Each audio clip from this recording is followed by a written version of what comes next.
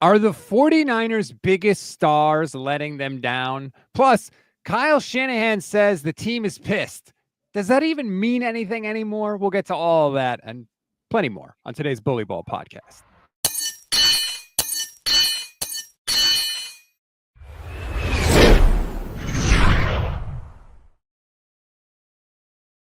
What is good, everybody? Welcome to the Bully Ball podcast on the Gold Standard and the Fans First Sports Network. She is Steph Sanchez. I am not Jason Aponte. I'm Rob Stats Guerrero, filling in for Jay on today's show. Steph, thank you for letting me pinch hit as always.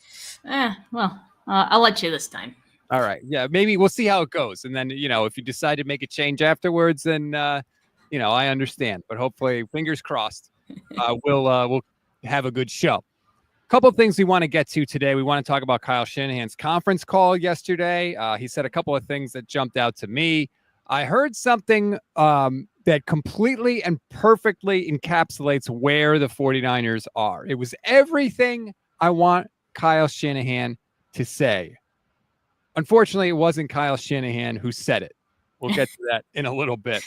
But let's start with the premise of the show that you texted me about, what you want to talk about today, Steph. Are the 49ers' biggest stars letting them down? What do you say?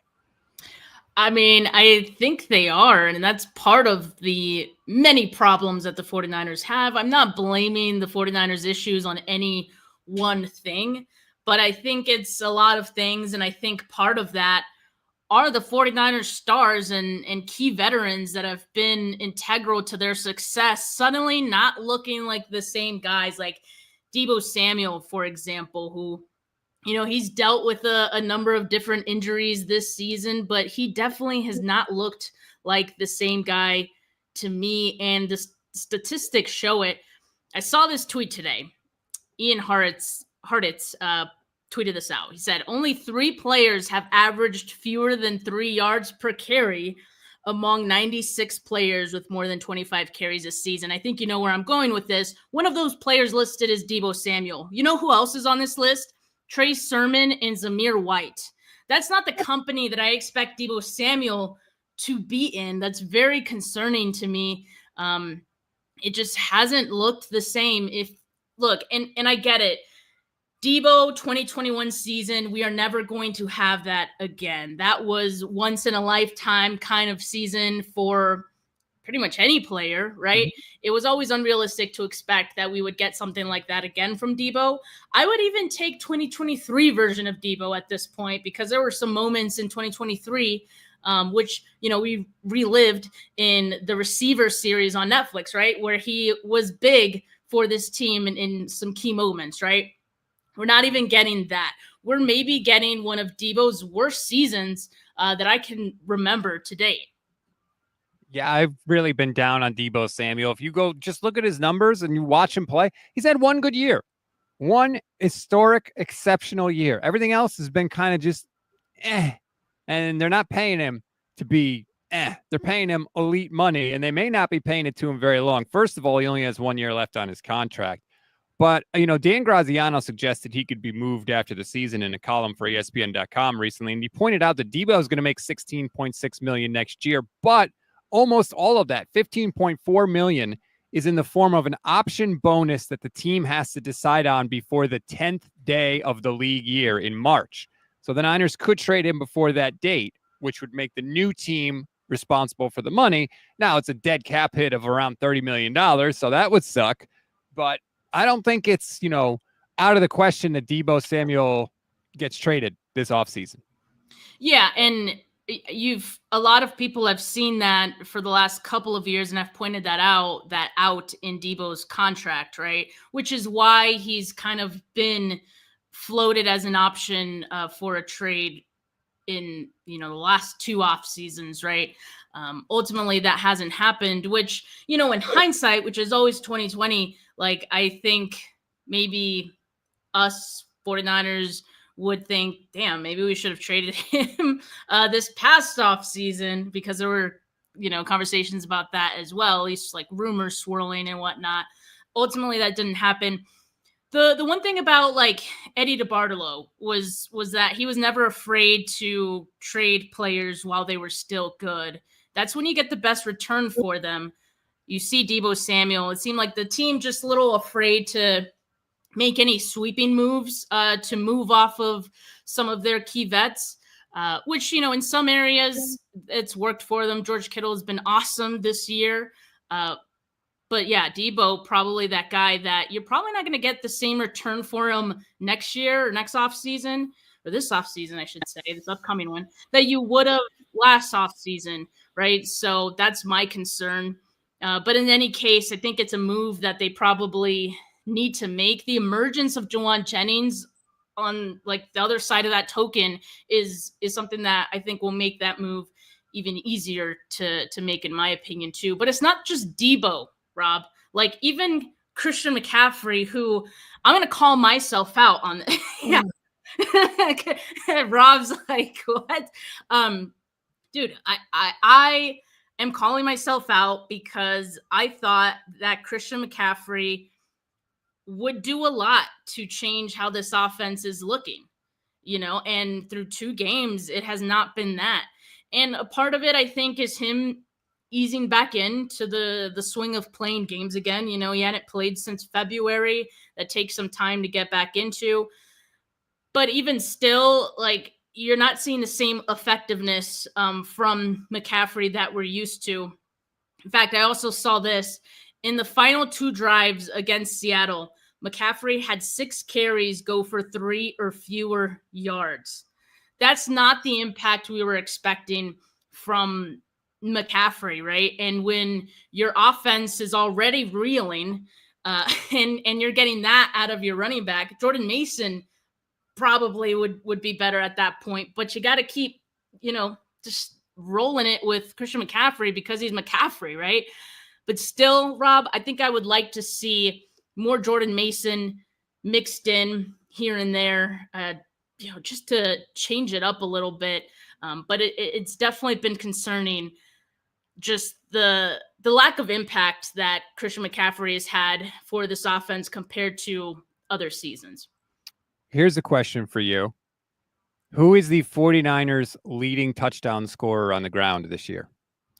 Mr. Brock Purdy. We are 11 weeks into the season, and Brock Purdy leads the 49ers in rushing touchdowns with a whopping 4. It's the most by a 49ers quarterback in a single season since Colin Kaepernick had 4 in 2013, by the way. But that just goes to show you the difference in the offense this year. Did you see Brian Baldinger's breakdown? He does those Twitter film breakdowns, and he did one for the Niners run game against Seattle. I don't think it's a Christian McCaffrey problem. I think it's an offensive line problem. They forgot how to run block. He went on Morning Roast with 95.7 the game and just crushed them. They could not block, just like executing basic outside zone plays. And that's an indictment of Shanahan, and it's an indictment of Chris Forrester. And I'll say this too. Nice mug, by the way. We've seen this before with Kyle Shanahan's team, where the offensive line doesn't block the run well early in the year. But then as the year goes along and they have the bye week, they get better and better and better at it. That's what we've seen consistently. This year, we've had the bye already. We've had a couple games like it hasn't happened yet. That's the difference this year, is that we're not seeing that sort of improvement as the team goes along that we've seen in years past. Remember, Shanahan has won 70% of his games after the bye week in his career, and that's the concerning part.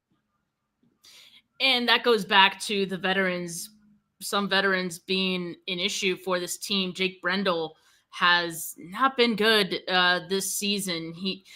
When you look at offensive line rankings, and there's one in particular that ranks the guards, the tackles, and the centers of every team, right?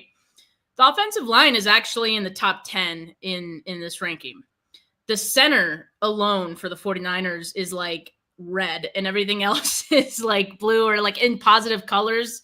And Jake Brendel alone is probably what weighs this offensive line down more than anything. Yes, you found it. Thank you. He's 70. There's like a composite score of 73. I'm assuming that's for tackle, 58 for guards, center 29, right? And you look at all the other offensive lines ahead of that, and you just think, man, if the 49ers just had an average like 50, 60 score for their center, they'd probably be top 5 in the league. But yeah, I mean, I agree with you. It isn't just Christian McCaffrey, right? I did see some of those clips of the run game and the 49ers just missing on things that they normally wouldn't. And that's kind of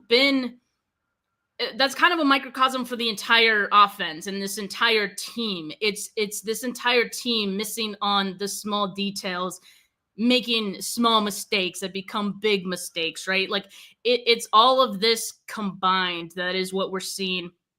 And you know what I find really funny, Rob? The fact that the 49ers seem stunned by it. It sounds surprised, flabbergasted that they're making all these mistakes. We're all trying to figure out the person who did this. Look in the mirror. Look in the mirror. I saw a quote from Diamador Lenore from this morning. I think he was on KNBR or something like that. And he said, you know, we're angry. We have some urgency now. It's week 12. Why did it take you this long to be angry? Why has it taken this long to have a sense of urgency? And this team, these players keep saying, like, this isn't us. Again, it's week 12. I'm going to hold your hand when I tell you this. This is you. You know, like, this has been you all season. Don't run away from it now. Like, there's just been a level of delusion, I think, coming from this team that's a little, it's concerning and at the same time a little hilarious, Rob, because I think that tells us everything about why this team is still struggling with some of their issues, because they don't want to face them and acknowledge that it's them. Like, you are the problem, and each and every player has to look themselves in the mirror and look at the mistakes they're making and change that. But we haven't seen that through 11 weeks of this season so far, and I have little hope that we're going to see it before the season ends. Do you know the expression about how to cook a frog in boiling water? No. Okay, you don't boil the water and throw the frog in, because if you do, he's going to jump right out. What you do is you put the frog in the cold water and you gradually turn the temperature up, and that's how you cook the frog. Well, the 49ers have been in that pot all year long, and the water they think is cold. And meanwhile, all of us are sitting here saying, this water's heating up. The temperature's heating up. Okay, you lost to the Cardinals. All right, you lost to the Rams. The water's getting warmer. Now you lost to the Seahawks, a team that you hadn't lost to since 2021. Like, the urgency has not been there. And it's been frustrating. And by the way, Diamador Lenore, not the only one to talk about how angry the team is now. Here's Kyle Shanahan on the conference call yesterday. We were pissed off from yesterday. That was a tough loss.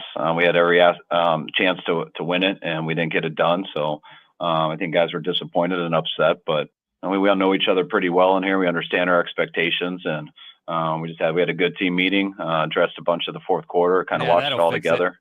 And then we broke up into our position meetings. But I think guys are and ready to put that game behind us. Today's always a hard day to deal with it because of some of the frustration of what happened. And now I think our guys can't wait to get to Green Bay as fast as we can. Yeah, neither can the Packers. That's a massive, like, copium right there, right? Like, what have we talked about all year? You're angry till now. Were you not angry before, after all those losses before, where you lost in very similar fashion in the fourth quarter? Like, did that not make you angry? Because if it didn't, that's concerning. If it did, and you still made the same mistakes, that's even more concerning, which I think it's the latter, Rob. I think this team has talked about, we have the urgency now. We are angry. Early in the season, they were talking about the same stuff. And now they're using that same rhetoric to cope with what they're dealing with now. And that's another reason why I don't think this is going to change Fred Warner himself, who we all respect, dearly, talking about that early in the season and the urgency and all this and that. And we're just not seeing the changes in any of the players in this team. And yeah, I don't see it changing going forward, because it's going to get a lot tougher. Well, that's the scary part, is that it's going to get tougher before it gets better. Daza0187, YouTube channel member, says it's almost like fans and some analysts have been asking for an upgrade to the offensive line for the last 2 years. Now, to be fair, they did upgrade the offensive line this offseason. Dominic Pooney is light years ahead of everything they've gotten from the right guard spot. So the offensive line is they upgraded that area. Now, did they do enough? That's a different argument. But they didn't ignore the offensive line altogether this offseason. They did draft Dominic Pooney, and he has been as good as you could possibly be. I think we can be fair about this. Yeah, I think so. And I agree. They did upgrade the offensive line, just not in the areas that we maybe wanted them to. Center, what's funny is like I see a lot of people saying we have to draft a center in this upcoming draft, kind of the same thing people were saying last season. Well, I gotta, remind people that this Kyle Shanahan 49ers team has never started a rookie center, like ever. It's always been a veteran. So I'm kind of banking on the 49ers doing the same. If they move on from Brendel after this season, they're going to bring in a veteran, someone maybe we haven't heard of, someone who maybe hasn't been a star exactly where they're at. So just brace yourself for that. I mean, this is the philosophy that Kyle and this offense is going to continue to run with, because I still don't think they see a problem with what they're doing. I still think they're going to keep trying, right?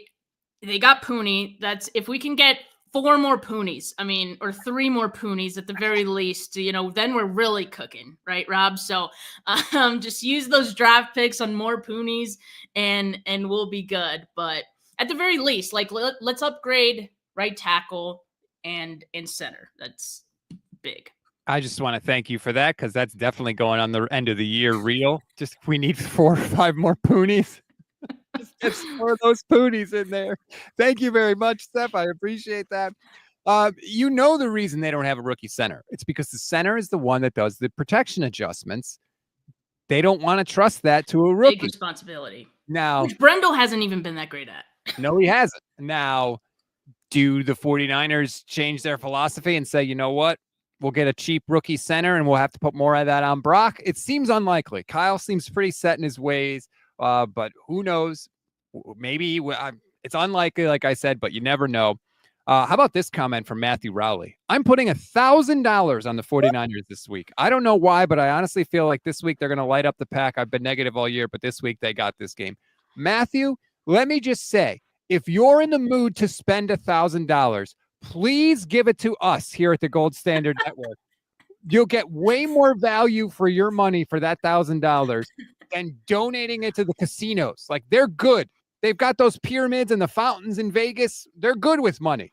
If you want to spend $1,000, you'll get a hell of a lot more bang from your buck with us. You just sounded like Leonardo DiCaprio in The Wolf of Wall Street right now. I got a deal for you that you can't refuse. Right. Matthew, I think there's a number you can call for this type of dilemma that you're dealing with. $1,000 on the Niners right now? No, there's you got to call that number. But no, I commend you for having that faith. But at the same time, we have a lot of us have been hanging on to that hope and hanging on to this is going to be the week. I just feel it for 11 weeks or 10 weeks, like the better half of 10 weeks now, right? Or 9. And at every point, the 49ers have disappointed me. Even in the wins, they have not looked like a different team. So I'm done personally, feeling like this is going to be the week that it's all going to come together and they're going to change. And it's not going to happen overnight, right? So I expect this team to look the same as they have been all season. There hasn't been any developments from this team or changes, improvements through this entire season. Name one that's not like maybe like an individual player, but like a certain thing with this team, unit, anything. Nothing that has improved. So I'm not banking on that happening in week 12 of the season on the road in Green Bay. I can't do it anymore. Look, can they beat the Packers? Of course they can. If they stop doing stupid stuff. The problem is they haven't been able to stop doing stupid stuff all season long. And part of it is mistakes by the players. Part of it is mistakes by Kyle Shanahan. That's the thing. we like to make it out to be just one thing, one reason for the failures, and that if you just fix this one thing, everything will be fine. It's not. It's different things at different times. That's why it's so hard to fix. It's like playing whack-a-mole with your errors, right? Every time you think, oh, we got to just fix this area and we're good, and you go to whack it, a mistake in another area pops up, and then you have to reach over and try to whack that. And when you think you've got that one, something else pops up on the other side. That's been the problem this year with the 49ers. It's very, very frustrating. And I did hear from someone exactly what I wanted to hear from the 49ers, or I wish Kyle Shanahan would say. And that somebody was Steve Kerr. Did you hear Steve Kerr today, Steph? I have been railing for years on Kyle Shanahan's game management and how it's too conservative and how with time management, with fourth down decisions, everything. Listen to Steve Kerr today. I wish that Kyle Shanahan would say this. You have to be a good decision-making team unless you have overwhelming talent and you can just dominate teams with your skill. We're at a position now in our tenure as a team, this era that we're in, we can't do that anymore. We could do that 6-7 years ago. So now we are a team that has to learn to execute under pressure because the league is good. Everybody's good. We're not, dramatically more talented than anybody else, but we got to make better decisions. Yes, that is the thing. The Niners were not good at managing the game. They were not good at fourth down decision making, but it didn't matter because they used to just roll people. Now that they aren't that good anymore, that the talent gap between them and everybody else has disappeared, it's putting the focus on those things that they weren't good at, and they haven't improved. And the hope that I have, Steph, beyond this year, because I agree with you, I don't think they're making the playoffs this year, unfortunately, is for all the stuff we've said, hey, Kyle's done this for years and he's never adjusted. It's also worked for years for him, right? They made 4 out of the last 5 NFC Championship games. They've made 2 Super Bowls. If they miss the playoffs this year, does that maybe say to Kyle and to this team, hey, maybe there are some things we need to change. Maybe we do need to reflect a little bit and update some things because clearly now we can't say, well, it's still working because it's not. God, I hope so, right? And I think that's it. That's exactly it. I think you've tried to run it back with this same group or largely the same group for as many years, doing the same thing. And I sound like a broken record, but I always say this. Insanity is the definition of doing the same thing over and over again and expecting different results. And it's worked, right? Like it's worked to a point and for a couple years now, and now it's not working. That's when you need to make adjustments. That's when you need to change some things, shake some things up. So when this season is over, because I think at this point, it's not really worth shaking things up. Yeah, sure. Maybe you can, have more of your rookies play and get them developed and all that and see what they can do.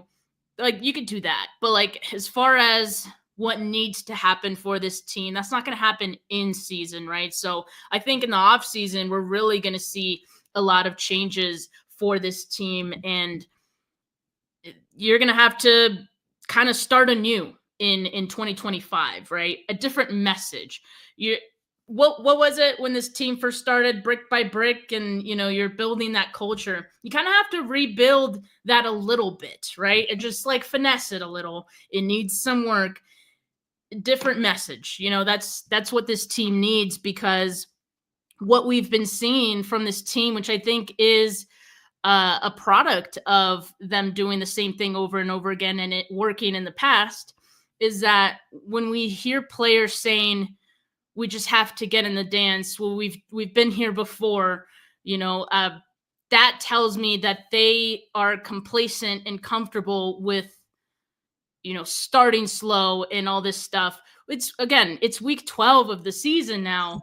The time to do that has passed. So that's when the message no longer works, right? What can you tell players? What can players tell themselves at this point to cope with where they're at? There's really not much you can say. So that and that's why I think we continue to see the players say the same thing and have that hope. I mean, you have to, right? This team is going to keep trying.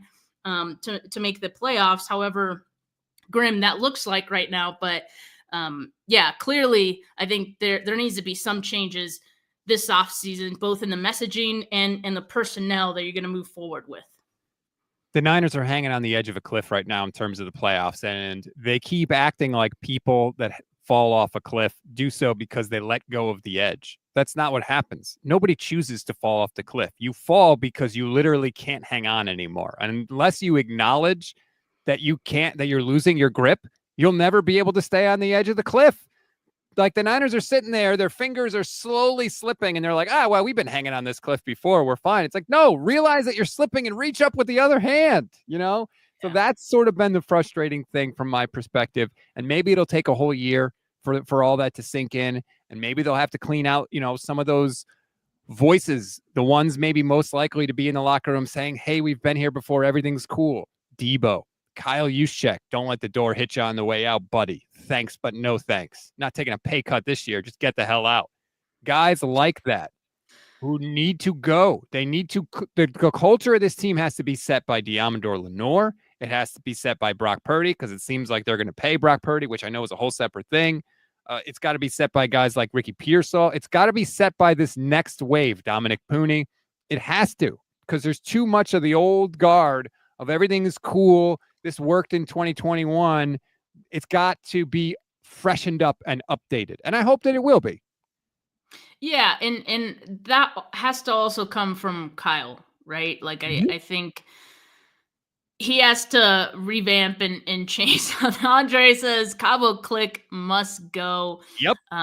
Yeah, maybe the Cabo Click was kind of the beginning of the end a little bit, right? But I think some of those guys will stay. Like I said, Kittle is still going to be that, and he's obviously a voice in that locker room, as a lot of guys are going to be. But it all has to start with the coach, and I think Kyle has to be willing. Remember, we do think Kyle is a little stubborn, and there's some ego there, as there is with probably most head coaches, right? But I think he needs to take a long, hard look in the mirror this offseason too, and just see what he needs to change to better this team. We got a super chat from Khan. He says, the most frustrating part about this season is not just the losses, is that we were in every single game this season. I think they have been too cocky over the last couple of years.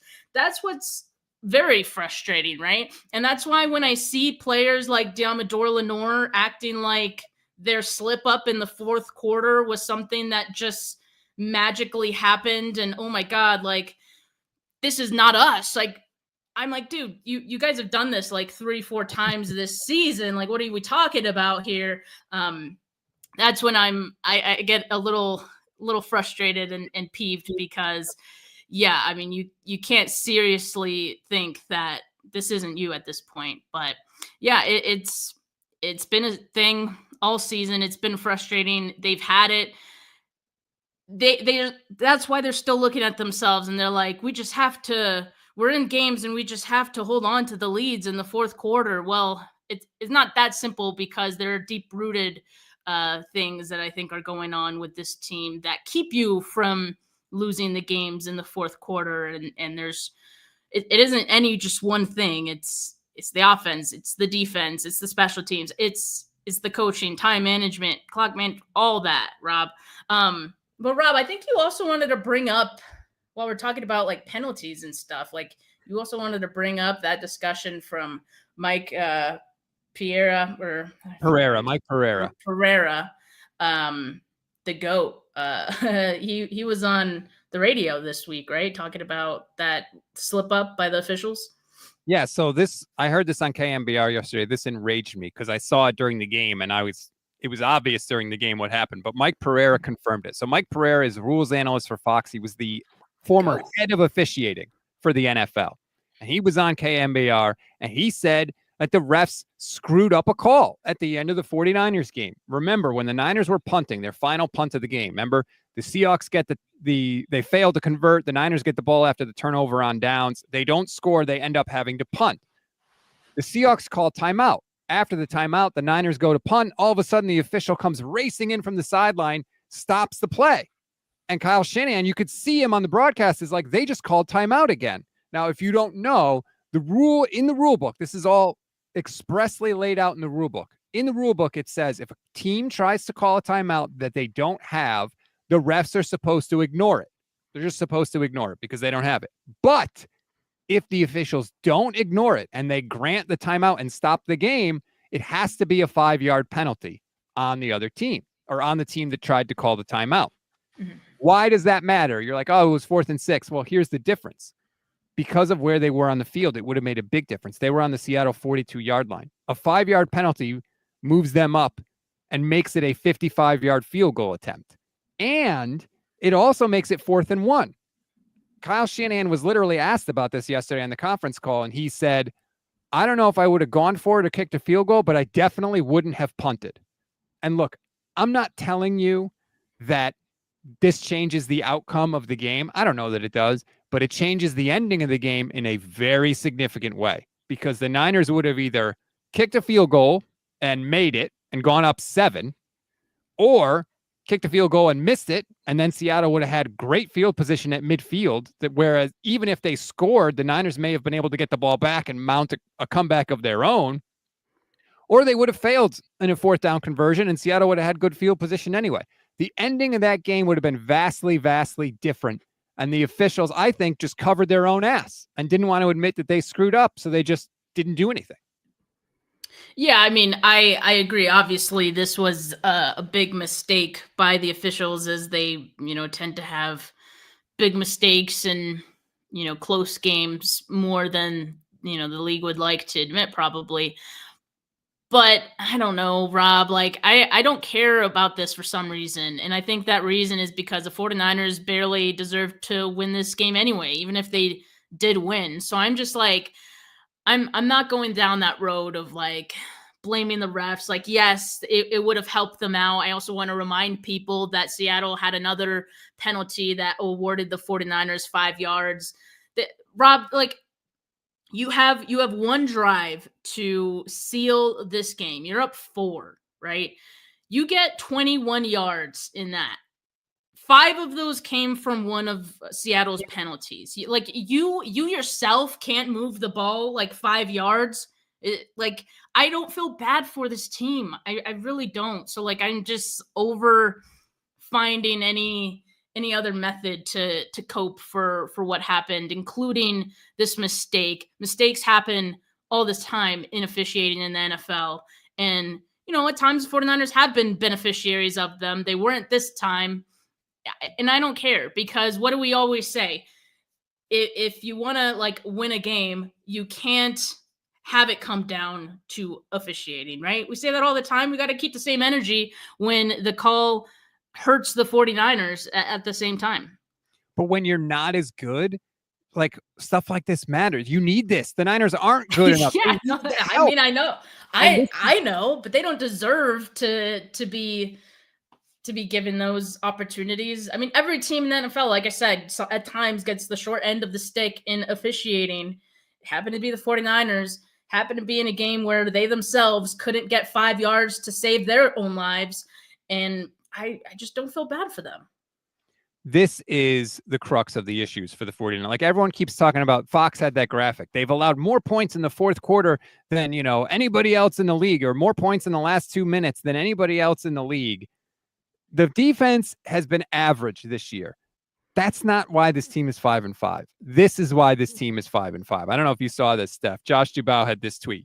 The 49ers have had 9 drives this season that started in the 4th quarter with them leading by 1 score or fewer.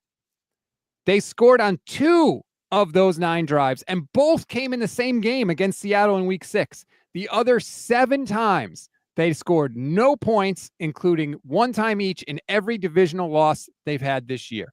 The offense has had chances to close the game out, and they have failed in all but 1 game this season. And that's why they're 5-5, not the defense. It's the offense. Yeah, I mean, and it's both, right? But your offense has to help out the defense and vice versa. And this is a team not helping each other out in any facet.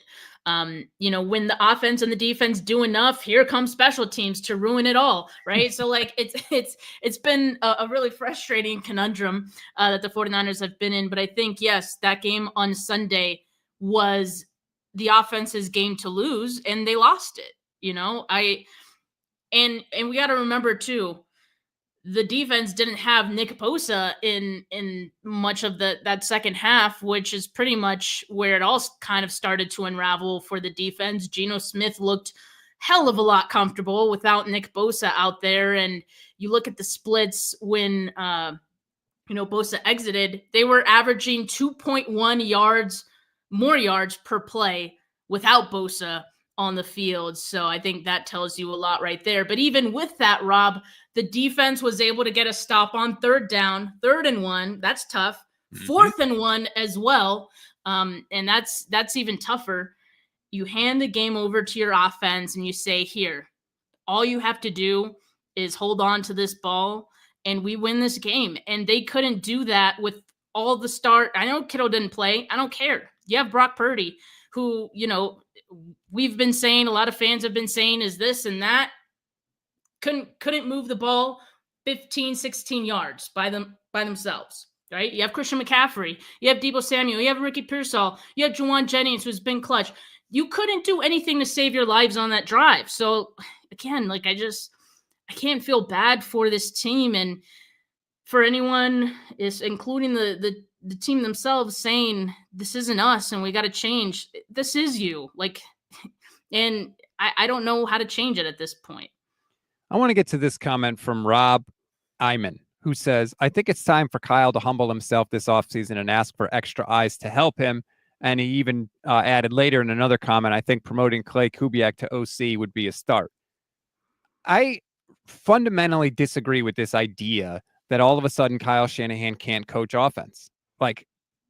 I just no, you're never doing that. He's the offensive guy. That's why you hired him.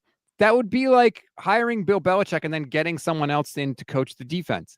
The 49ers offense is 2nd in yards per game this year. Only the Ravens gain more yards per game than the 49ers. This is with Christian McCaffrey missing basically the whole year, with Ayuk missing the whole year, with Deebo being banged up and Kittle being banged up. They're 2nd in yards per game, even coming off last week where they had their fewest yards in a game in over a year. They're still 2nd. They have more yards per game than the Lions, who are killing everybody right now.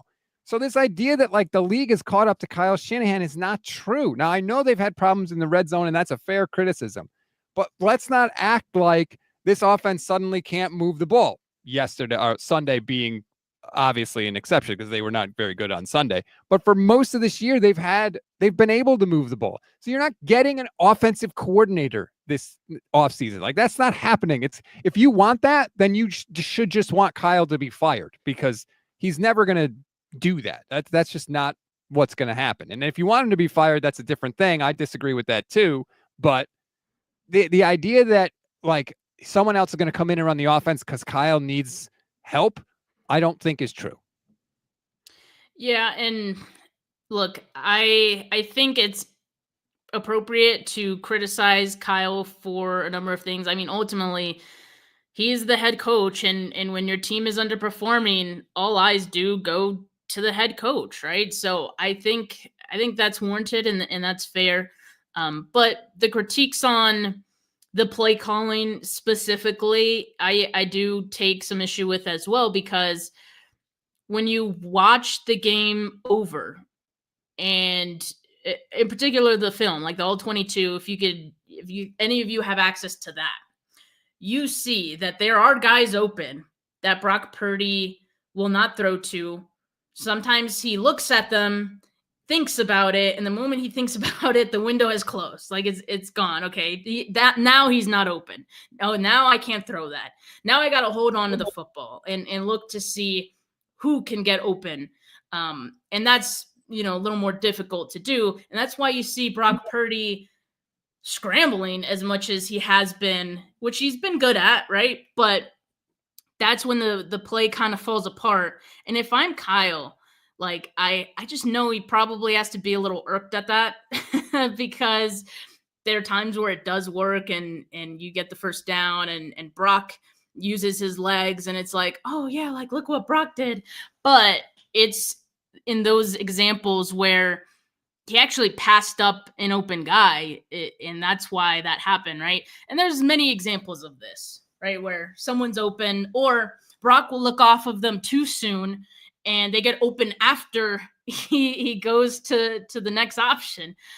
So there's a number of things, checkdowns as well. There were a number of times where, checkdowns were available to him. You have Christian McCaffrey, who you give him a checkdown, he could probably get some additional yards after that. He wasn't getting the ball in some of those moments. And to go along with that too, because I think it's all connected, right? When you get into those situations where, you run the ball on first or second down, and like we talked about, Christian McCaffrey, not as effective as he usually is. Or the offensive line not blocking like they should be. You're only getting a few yards. Then you're in a bit of a desperation mode where you have to pass the ball and you're behind the sticks, or, you're doing penalties and that's another reason you're behind the sticks. That's what's kind of led to things being as discombobulated as they are, and why it looks so drop back heavy is because like they've kind of needed to do that to compensate for the other mistakes that they're making on other downs. And I do have to say this about Kyle Shanahan. I think he's a rhythm play caller. Yep. And the offense has not been in rhythm at all season. You could say like that's his fault, right? Like, oh, like sure. But ultimately, like it's been the execution of these players not doing what they're supposed to, not doing what they've been taught to do. A lot of these guys being veterans, been with this team for a few years now, making mistakes, uncharacteristic mistakes that, again, now in week 12, it is kind of characteristic at this point. But yeah, all of that puts you behind, and it makes it so this offense as a whole is not in a rhythm. Sorry for that very long-winded answer, but that's why I'm like, it's not any one specific thing, right? It's so many little things going wrong with this team right now. I've always said Kyle Shanahan's offense is like a train. Once it gets moving, it's almost impossible to stop, but it does seem to take a little while to get it moving. It takes a little while to sort of get the momentum up, and they haven't really been able to get in a rhythm much this season. Matthew Rowley is sticking by his guns. Y'all are wrong. I don't know if they make the playoffs, but this game they are winning. I guarantee it by a lot. Well, can you Yeah. Well, I don't want to say that because I don't want to bet check back. But yeah, I mean, look, I hope you're right, Matthew. But if they win, I certainly don't think it'll be by a lot. That is the frustrating thing, like you said. They keep saying it's uncharacteristic. It's almost like they're saying, well, the things that happen don't really count because that's not really who we are. But they do count. You are in the shackles, Blanche, as they said on Seinfeld. They do count. Daza says Kyle's play calling is lacking in creativity. He refuses to use certain players like Mason Garendo Cowling. Despite injuries, they have plenty of weapons, but still can't score in the red zone. I mean, here's the thing with Jordan Mason, right? People want change for change's sake. So they're like, yeah, more Jordan Mason, that'll be good. If the offensive line is not blocking, it doesn't matter who's running the ball. That's my thing. I think it's way more the offensive line than Christian McCaffrey not being healthy. So you can say put Jordan Mason in there, but it's not like Jordan Mason was tearing it up most recently when we saw him. Like when he got hurt and before he got hurt, like he was starting to slow down. It wasn't as good as it was when the year started. I think the run blocking has just gotten worse, unfortunately. Would you like if they mixed it up though? Like why not use both of them? Like, I mean, well, yeah, I've always said that Kyle could split carries more. He doesn't need to ride Christian McCaffrey as hard as he does, but that's more just in general, like spreading out the wear and tear among multiple players. It's not because I think that Jordan Mason is going to unlock something different in this offense that the 49ers desperately need. It's just, damn, poor Christian McCaffrey's getting murdered out here. I mean, he had more snaps in this game than he had in any game last year, I believe. Yeah, it has not been good on the ground for this team. Yeah, and Daza says Mason ran 3 times for 18 yards in the last 2 games. Holy shit, that settles it. We should go to Christian McCaffrey. because he had That you, plays. Rob, you know damn well that's not what anyone is saying. Like, no one is saying bench Christian That doesn't McCaffrey. prove- They're just saying use more Mason. That Like, doesn't mix prove it up. anything. Like that doesn't. How do you know that Christian McCaffrey wouldn't have gained the same 18 yards on those carries if he had them? That's my point. The point is, it's the line. Unless you're saying Christian McCaffrey doesn't know which holes to hit, that Christian McCaffrey, like, I mean, it's taken him some time to get back into the swing of things. Why don't you do him a favor and, you know, maybe just ease it up a little bit? And for everyone that's talking about, oh, like this offense so predictable, right? Like if you change up the running back rotation at least a little bit, even that is something that can keep the defense on its toes a little bit. I think it's funny when you want to take out Christian McCaffrey, who's a huge receiving threat, right? And you want to put in Jordan Mason, and you're saying the offense is too predictable. That doesn't. I didn't say that. I'm just people are saying that. Yeah, but like I'm just saying, mix it up. It doesn't hurt to mix it up, especially with the way that Christian is looking. If Christian, like, efficiency wise looked like his same self, then this wouldn't even be a discussion. Maybe some people would be mad at the snap amount that he has, and sure, but you know, aside from that, I think why not? I want to point this out too, as we, keep talking about Christian McCaffrey. He's had over 100 yards from scrimmage in both games that he's been back. And we all agree that he's maybe not quite what he was, but he's still putting up over 100 yards from scrimmage. It speaks to how good of a player Christian McCaffrey is. We're like, 100 yards from scrimmage, man, kind of a down game for him. Yeah, I know, right? It's mostly been through the air, which is where he's missed most. I almost want, like, how about we use McCaffrey more as a receiving option, maybe Deebo less, and then we can mix in Jordan Mason more. We can mix in Garando. Like, why not have two running backs on the field again? Like, just mix it up. Let's just see what happens. Because at this point, what do you have to lose, right? What do we say? Trying the same thing over and over again. Hey, a lot of that's not working so much right now. So let's just see what happens. Rob Iman says, my bigger concern than offensive line is pass rush. We need edge rushers in the draft.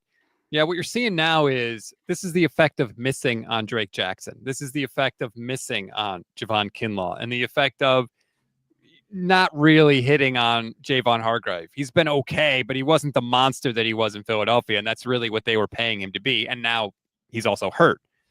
They just don't have anybody other than Bosa. I mean, it's really just a bunch of guys. And I don't mean that disrespectfully. They're doing the best that they can do. The problem is this is the best that they can do. And it's going to be a problem because you got Jordan Love and Josh Allen coming up in your next two games. And I don't know if Bosa is going to be able to play any of them. And even if he does, what percentage is he going to be at? And, playing in this game with the hip injury already is how he ended up with the oblique injury. So, like, who's to say if he goes out there again, that he's not, by overcompensating, he doesn't end up with a third injury or re-aggravating one of them, right? Like, there's a lot of things that can happen with that would scare me if he did play, but also, of course, the thought of him not playing is just as scary or scarier. So I think the 49ers addressed some positions of need in the 2024 draft, and we're seeing it, right? Like, they've needed, like, pretty much all of these guys. So the decision to not go for another edge rusher after having gone for Drake Jackson the draft prior and Beal, I think it's fine. I know a lot of people were upset that they didn't go for a pass rusher at the trade deadline. I also think it's fine that they didn't do that, because I don't think this season was worth, mortgaging anything else of the future in order to get another pass rusher, right?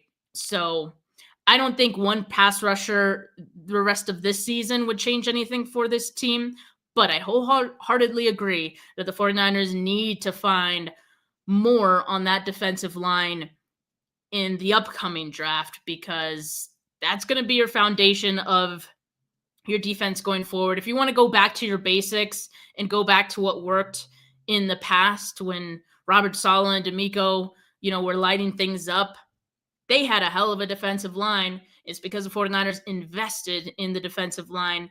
Hargrave, probably out after this season. Yep. You need to fill some more bodies in there, and just, see what you can do with a better defensive line, better pass rushers at that point.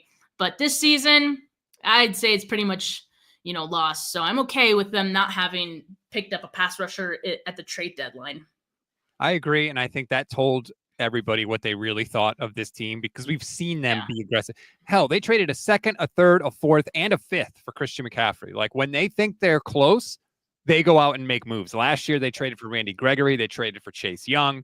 Like, they tell us what they think. And by the way, I get that. And I said this at the time. So this is not me trying to go back with rose-colored glasses. I said at the time, the smart move is to let the chips fall where they may, keep your entire chest of draft picks, and try to have another draft class as close to this year as you can get. To expect 2 of those in a row would be unbelievable. That would be, if they had that, then, oh my God, then we're so back. But you have to have another very strong draft class where you can get 2 to 3 really good players. And I think your best odds to do that, obviously, is by keeping as many picks as possible. And I think that's what the 49ers are thinking as well. I'm not in the fire Kyle Shanahan bin. I've never been there. Last year, this team scored 60 touchdowns on offense. That was more than anybody else. They were in the Super Bowl. They got down to the end of overtime in the Super Bowl. And you want to fire that guy? Please tell me the last head coach that got fired the year after going to the Super Bowl. Like, come on. Now, if Kyle has a bad year next year and you want to talk about that then, maybe I'd be willing to talk about it then. I'm not firing this guy this year. Hell no. For what? For Ben Johnson? We don't know what the hell Ben Johnson is as a head coach. And by the way, there's no guarantee you even get Ben Johnson. He may look and be like, hold on, let me see if I have this straight. You want me to come in and succeed a guy that made 4 NFC championship games in 5 years and 2 Super Bowls and got canned. And now you want me to come in with that roster past its prime, on its, needing a bit of a refresh. And you want me to come in and save the team with an owner that has a history of firing coaches, by the way, like Jed York does. Ben Johnson may not want to come to San Francisco. So then if you don't get Ben Johnson, then where are you going? So I'm not on the fire Kyle Shanahan train this year, no matter what happens. If they lose out the rest of the season, I'm not on the fire Kyle Shanahan train. I want to state that for the record. And a lot of people bring up the trade Kyle Shanahan. Like, when was the last time a head coach was traded in the NFL? Like, there's probably a reason why that's not very common. And it's, I don't know what that reason is, but I don't think that's likely. It's very difficult to do because the coach, you have to agree to a deal, and then the coach has to agree to it also. Technically, the Broncos traded for Sean Payton in 2023. So that was the last one. Before that, it was John Gruden, I believe. And so wild. Harbaugh was traded to the Browns. Remember, the Niners traded Jim Harbaugh to the Browns, but Harbaugh said no. And that's why that didn't happen. That's why it's very difficult. That's hilarious. But yes, it's difficult. It doesn't happen that often. And yeah, I don't see that happening. Dude, they extended him before this season. Whether you like it or not, Kyle Shanahan is going to continue being the head coach of this team for the foreseeable future.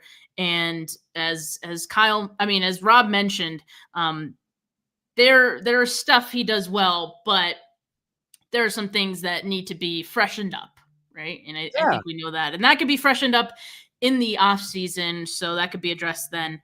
But yeah. Don't throw the baby out with the bathwater.